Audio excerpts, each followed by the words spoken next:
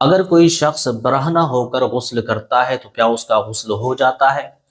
کیا ایسے غسل میں کیے جانے وضو سے نماز ہو سکتی ہے؟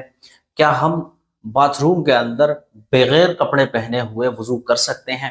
یہی چند سوال ہیں جو پوچھے جا رہے ہیں، انہی کا جواب جاننے کی آج کی ویڈیو کے اندر ہم کوشش کریں گے۔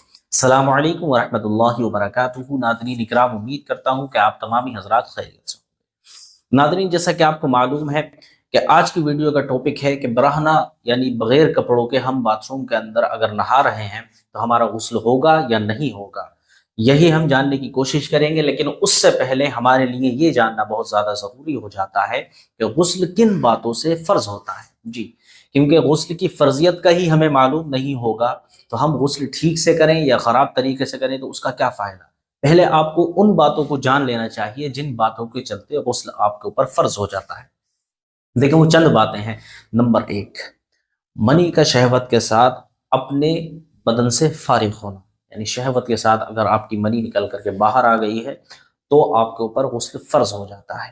نمبر 2، احتلام ہونا، نائٹ فال، سوپن دوش جسے کہا جاتا ہے، اگر یہ ہو جاتا ہے تو اس کے ہونے کے بعد بھی غسل جو ہے وہ فرض ہو جاتا ہے۔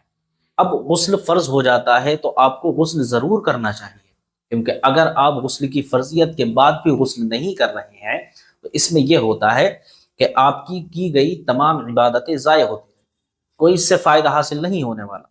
نمبر 3، حیض کے بعد غسل کرنا۔ جی، اگر کوئی عورت ایسی ہے کہ ان کو حیض آ رہا تھا یعنی پیریڈز چل رہے تھے تو پیریڈز کے فوراً بعد انہیں غسل کر لینا چاہیے، اگر غسل نہیں کریں گی تو گناہ کار رہیں گی۔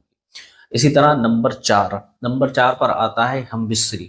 آپ نے اپنی بیوی سے ملاقات کی، یعنی آپ کا جو پرائیویٹ پارٹ ہے وہ بیوی کے پرائیویٹ پارٹ کے اندر چلا گیا اور دونوں کے اوپر اب غسل جو ہے وہ فرض ہو گیا، چاہے منی خارج ہوئی ہو یا نہیں ہوئی ہو، چاہے آپ دونوں میں سے کوئی ایک فارغ ہوا ہو یا نہیں ہوا ہو، لیکن ایسے موقع پر غسل آپ کے اوپر فرض ہو جاتا ہے۔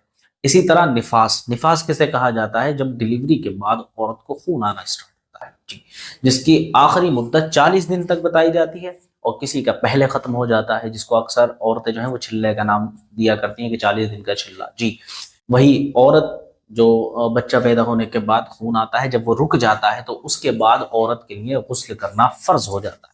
تو یہ ہیں وہ 5 بڑی بڑی باتیں جن کے بعد انسان کے اوپر غسل فرض ہو جاتا ہے۔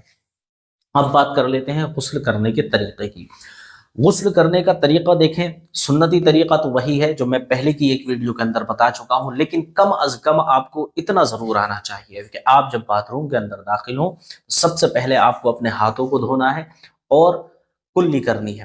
غسل کے جو فرائض ہیں وہ میں آپ کو بتا رہا ہوں۔ پہلے آپ کو کلی کرنی ہے، پھر ناک میں پانی ڈالنا ہے، پھر اپنے تمام ظاہری بدن کو پانی سے اچھے سے دھو لینا ہے۔ جی، اب اس کے اندر لوگ کیا کیا کرتے ہیں کہ کلا منہ کے اندر پانی ڈال کے تھوڑا سا کیا اور اگل دیا، ایسا آپ کو نہیں کرنا ہے۔ اگر آپ کا روزہ ہے تو آپ ہلکی سی کلی کر لیں، اور اگر آپ کا روزہ نہیں ہے تو آپ کو غرارے کرنا ہے، یعنی سارے دانت جو ہے وہ بھیگ جائیں، حلق جو ہے وہ گیلا ہو جائے، اس کے بعد آپ کو پانی کو نکالنا ہے۔ اسی طرح ناک میں پانی ڈالنے کا معاملہ ہے کہ ناک میں جب تک یہ نرم ہڈی تک پانی نہیں پہنچ جائے تب تک آپ پانی پہنچاتے رہیں، اور اس کے بعد ناک کو انگلی سے صاف بھی کرنا ہے، ٹھیک ہے؟ تو آپ کو ان باتوں کا خیال رکھنا ہے، اور پورے بدن کے اوپر آپ کو پانی اس طرح سے بہانا ہے کہ پورے جسم کے اوپر ایک بال کی برابر بھی جگہ سوکھی ہوئی نہ رہے۔ جی، ایک بال کی برابر بھی جگہ اگر سوکھی رہ گئی تو آپ کا غسل نہیں ہوگا۔ جیسے کہ آپ نے اگر انگوٹھی پہن رکھی ہے تو آپ کو انگوٹھی کو ایسے گھما لینا ہے۔ اسی طرح یہ ناف کا حصہ ہوتا ہے جسے ٹنڈی کہا جاتا ہے، اس کے اندر نابھی جسے کہتے ہیں، اس میں لوگ یہ کرتے ہیں کہ پانی نہیں پہنچا پاتے ہیں، تو اس کے اندر بھی آپ کو پانی پہنچانا ہے۔ اسی طرح پورے بدن کے اوپر کوئی بھی حصہ ایسا نہیں ہونا چاہیے جو پانی سے محروم رہ جائے۔ اگر ایک بال کی برابر بھی جگہ آپ کی پانی سے محروم رہ گئی تو آپ کا غسل نہیں ہوگا۔ آپ چاہیں جتنی عبادتیں کر لیں، جتنے آپ روزے رکھ لیں، پھر کوئی بھی چیز قبول ہونے والی نہیں ہے۔ اور اب بات کر لیتے ہیں، اگر آپ بنا کپڑوں کے غسل کرتے ہیں تو کیا غسل ہوتا ہے یا نہیں ہوتا؟ تو دیکھیں، اس میں 2 کنڈیشنز ہیں۔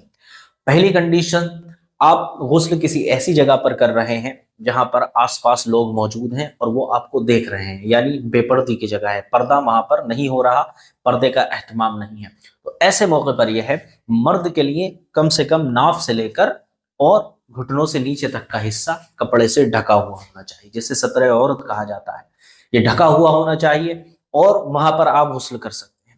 آپ پہلے وضو کریں، پورا غسل کر لیں، وہاں پر آپ کا غسل ہو جائے گا۔